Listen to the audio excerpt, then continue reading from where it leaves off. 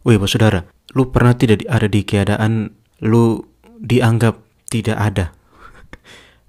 Bukan tidak ada, maksudnya keadaan dimana keberadaan lu tuh tidak dianggap. Nah, di episode ini beta mau bicara ini ketidakanggapan.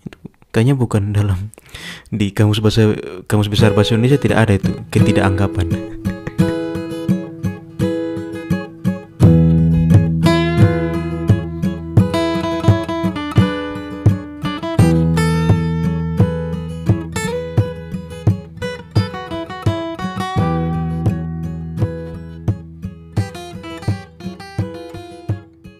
Baik, bos saudara, beta pernah ada di satu momen ya, beberapa tahun yang lalu, ketika beta baru kenal dengan seorang teman ya, yang bisa dibilang teman ini dia berasal dari salah satu kota yang besar di Indonesia lah, seperti itu. Nah, dia sepintas lebih mengenal kota yang sama-sama kami datangi untuk menimba ilmu di saat itu ya. Ya, beta standar lah seperti orang yang baru datang di suatu tempat yang baru, kemudian berusaha untuk beradaptasi segala macam ya. Lu tahu tuh, saudara, kalau misalkan lu baru datang di satu tempat yang baru, suatu barang tentu di situ lu butuh teman. Nah, beta pun bersyukur juga karena ini teman yang beta cerita ini, dia mau berteman dengan beta, dan syukurlah seperti itulah. Nah, sudah barang tentu ya, saudara, beta sebagai orang daerah dalam tanda kutip ya, ikut-ikut saja ya. Ya biasalah, standar orang yang baru kenalan, pasti pertanyaan standarnya kan, lu asal dari kota mana begitu ya, lu asal dari mana. Dan beta jawabnya NTT. Oke. Terus dia hanya bilang, oh NTT. Nah, dan untuk menunjukkan keakraban kan beta juga tanya balik ke dia tuh, terus lu dari mana gitu. Kemudian dia jawab kotanya ya. Dan yang beta pikir pasti dia sudah tahu nih NTT di mana ya, ketika beta jawab beta dari NTT. Nah, tapi bos saudara, pikiran itu musnah. Karena apa? Karena di beberapa hari setelahnya kami bertemu lagi tuh, dan ternyata dia tanya ulang, bos saudara, lu asal dari mana? Nah, ketika dia tanya begini kan, beta juga berpikir positif, oh mungkin dia lupa ya. Kan beberapa hari sebelumnya kan dia sudah tanya. Nah, kemudian dengan ramah dan beta jawab lagi dari NTT. Oke.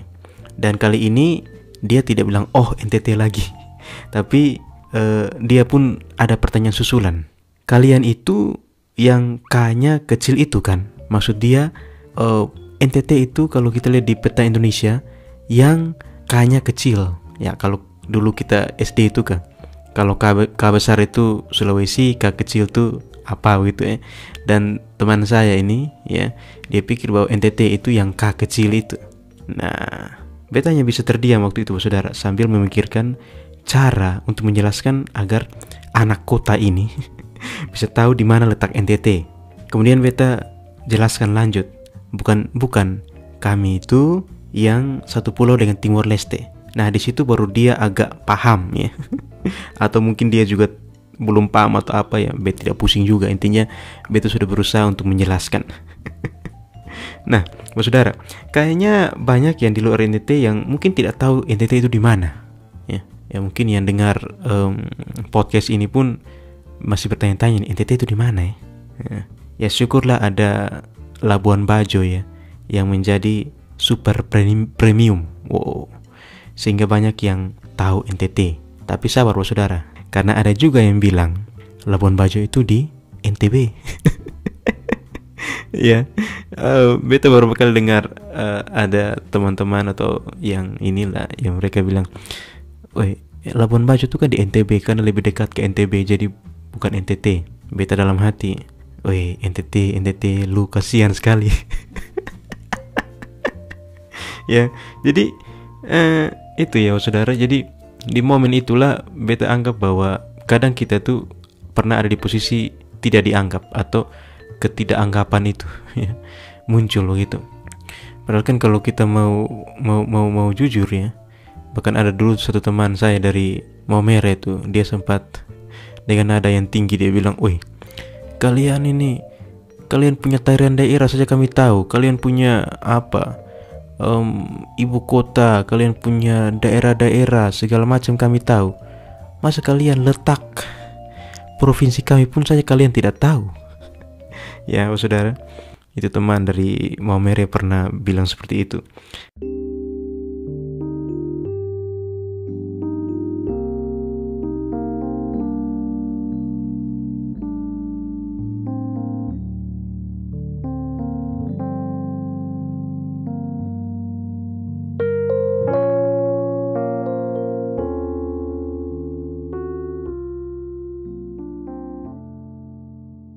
Dan memang sudah hal umum saudara ya, kalau sesuatu yang pembangunannya masif itu jauh lebih terkenal ya di mana-mana. Ketika misalkan beberapa kota besar di Indonesia lah ya, pembangunannya lebih masif, di situ arus informasi pun semakin lebih tinggi saudara ya. Dan berimbas pada ketika arus informasinya semakin tinggi, maka daerah itu pun lebih sering diekspos oleh si media. Apalagi kalau kita lihat di masa-masa digital sekarang ya, medsos segala macam, itu kan daerah-daerah yang dengan pembangunan yang masif segala macam, itu arus informasinya pasti lebih diekspos segala macam ya. Bahkan ada yang viral ya, itu adalah sebuah keuntungan, sampai-sampai ada yang dikasih beasiswa loh saudara. Ya, ada yang viral di medsos segala macam, kemudian mau dikasih beasiswa oleh pemerintah ya. Kita di sini mau dapat beasiswa saja harus bersaing segala macam ya. Orang tua harus banting tulang segala macam untuk membiayai anak sekolah, sedangkan di tempat lain di negeri ini itu lu hanya cukup viral untuk bisa mendapat beasiswa. Mending beasiswanya diterima, ini ditolak saudara. Coba dialihkan saja ke sini saja, ke saya pun daerah nih di NTT. Kayaknya kami butuh banyak beasiswa ya. Berarti anak NTT kita ini harus berbuat sesuatu yang viral ya, biar kita dilihat, terus kita mendapat expose media, dan di situ kita dapat beasiswa. Kasusnya seperti dulu Joni itu kak. Joni panjat tiang listrik, panjat tiang bendera ya. Kemudian dia dipanggil ke ibu kota, kemudian menghadap segala macam, dapat expose media, dan dia dapat privilege banyak tuh. Kayaknya kita juga harus seperti itu ya, membuat sesuatu yang gebrakan ya, di medsos segala macam, biar kita bisa mendapatkan privilege itu, dapat keuntungan itu ya. Nampaknya era sekarang harus begitu saudara ya. Lu tidak perlu bersaing dengan orang lagi untuk dapat beasiswa contohnya ya. Lu cuman butuh viralitas. Ya, ini contoh kita mau urus keep kuliah saja ya. Harus ini, harus itu, persyaratan segala macam. Kalau urus segala macam ini kan kita berbicara tentang birokrasi saudara. Kita bicara soal birokrasi, dan birokrasi itu tidak ada yang mudah. Dari katanya saja birokrasi itu artinya sesuatu yang memang sudah berdasarkan garis komando, garis koordinasi. Jadi lu mau ajukan beasiswa saja, lu harus buat ini, buat itu, fotokopi KTP, fotokopi segala macam.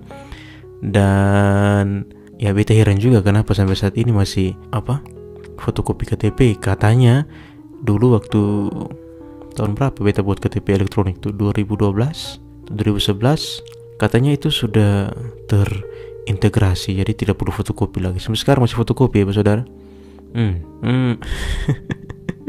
Jadi rumit saudara.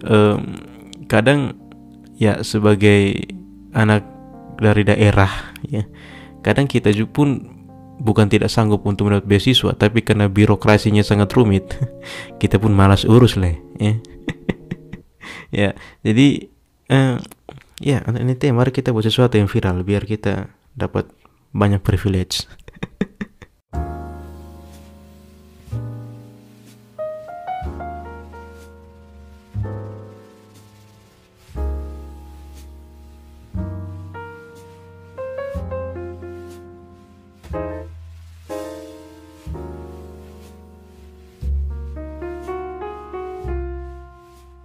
Oke, ya itu dong urusan saudara ya.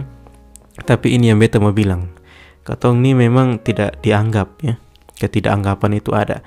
Nah terus apa yang harus katong buat supaya dianggap ya? Beta tidak mau ajak lu buat hal yang aneh tuh, lu viral kemudian lu di apa segala macam di ekspos media, tidak usah lah. Nah untuk menjawab itu beta ada satu cerita lagi ya. Ini cerita dari temannya beta dulu waktu dia menimba ilmu di Jepang. Nah dia cerita ke beta waktu itu bahwa di sana dia tuh ada satu profesor yang bimbing dia begitu. Nah profesor ini di ruang kerjanya itu ya dia tampilkan bendera Amerika, saudara. Bukan tampilkan, dia pajang bendera Amerika di ruang kerjanya. Nah, beta teman-teman ini kan heran tuh, saudara. Kenapa ada bendera Amerika di ruang kerja si profesor ini? Padahal kan di Jepang. Nah, kalau ketong lihat dari sejarahnya kan Jepang itu hancur oleh Amerika di Perang Dunia Kedua, tuh, saudara. Hiroshima, Nagasaki. Jadi temannya beta ini berpikir, ini kenapa gitu? Kenapa dia pajang bendera Amerika di ruang kerjanya? Karena penasaran, temannya beta ini kemudian memberanikan diri untuk bertanya, Prof, kenapa ada bendera Amerika di ruang kerjanya Prof begitu? Nah, profesor ini pun menjawab, saudara, Amerika itu sudah maju dan Jepang tertinggal jauh. Saya memajang bendera Amerika di sana agar menjadi motivasi, agar setiap hari selalu berusaha mengejar dan mencapai titik seperti mereka. Menarik, saudara ya. Nampaknya pemikiran Prof dari Jepang ini bisa menjadi solusi buat pertanyaan beta tadi, apa yang harus katong buat supaya katong dianggap. Ya, jadi ya kita jadikan ketidakanggapan itu sebagai energi lah untuk kita bisa maju, saudara. Jadikan itu sebagai energi untuk lu berkarya lah.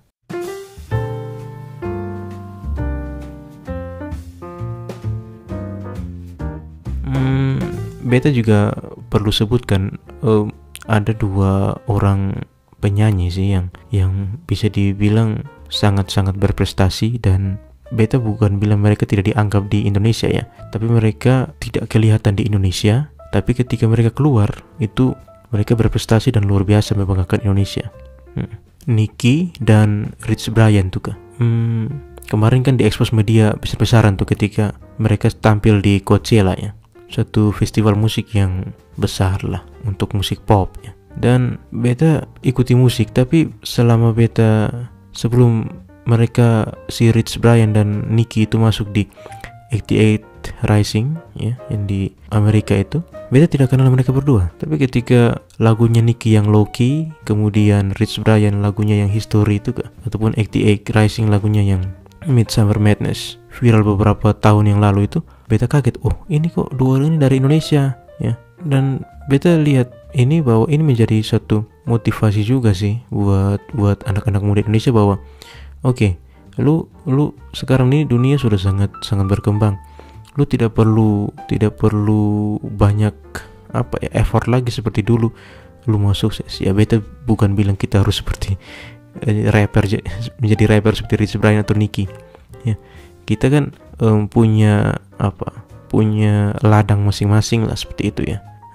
Lu sekarang apa begitu? Misalkan lu seorang anak SMA misalkan, saudara, ya lu coba belajar yang giat lah ya.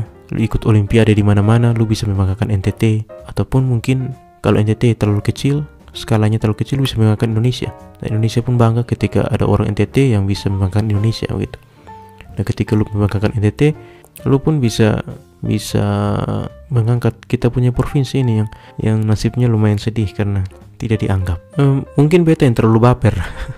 Tapi cerita beta, teman beta yang tadi katanya, oh kalian itu yang kecil itu ya, beta berefleksi, jangan-jangan memang banyak yang tidak kenal provinsi kita ini. Ya dengan podcast ini pun, ini sebagai saluran energinya beta sih, untuk mungkin yang dengar podcast ini di luar NTT, luar timur Indonesia ya, bisa mengenal ini provinsi, ini daerah ya, bahwa kita itu provinsi kepulauan ya, dan banyak pulau tersebar di NTT ini ya. Yang mudah-mudahan kalian yang di luar ya tahulah, jangan sudah mengenyam pendidikan wajib SD, SMP, SMA tapi peta saja tidak tahu ya. Ya mudah-mudahan saudara setidaknya bisa menjelaskan lah ke yang dengar podcast ini bahwa NTT itu bukan K yang kecil itu.